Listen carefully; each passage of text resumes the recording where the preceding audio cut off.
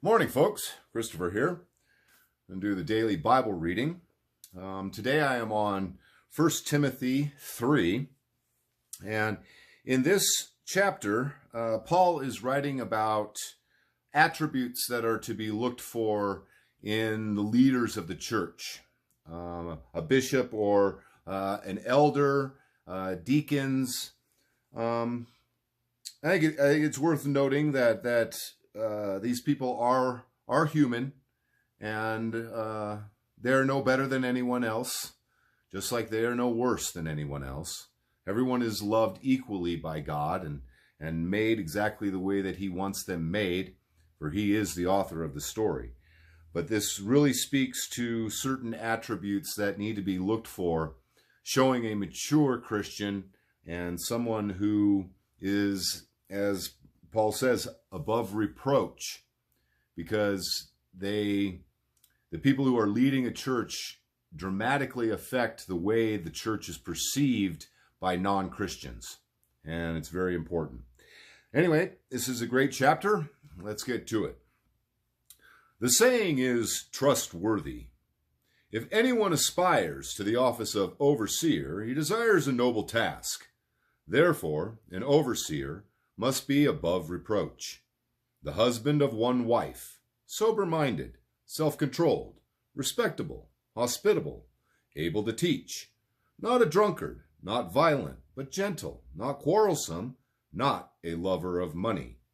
He must manage his own household well, with all dignity, keeping his children submissive. For if someone does not know how to manage his own household, how will he care for God's church? He must not be a recent convert, or he may become puffed up with conceit and fall into the condemnation of the devil. Moreover, he must be well thought of by outsiders, so that he may not fall into disgrace, into a snare of the devil. Deacons likewise must be dignified, not double-tongued, not addicted to much wine, not greedy for dishonest gain. They must hold the mystery of the faith with a clear conscience. And let them also be tested first. Then let them serve as deacons if they prove themselves blameless. Their wives likewise must be dignified, not slanderers, but sober-minded, faithful in all things. Let deacons each be the husband of one wife, managing their children and their own households well. For those who serve well as deacons gain a good standing for themselves, and also great confidence in the faith that is in Christ Jesus. I hope to come to you soon, but I am writing these things to you so that, if I delay, you may know how one ought to behave in the household of God, which is the church of the living God, a pillar and buttress of the truth. Great indeed, we confess, is the mystery of godliness.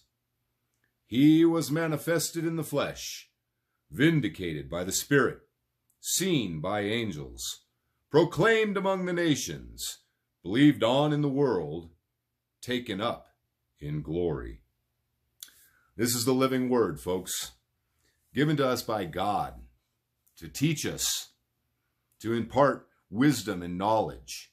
And when you get into it daily, you give God the opportunity to speak to you through the living word. Put your faith in Jesus and be made new from the inside out. Remember, folks, focus vertically on God, not horizontally on the world. Keep your focus proper. Have an amazing day. God bless you.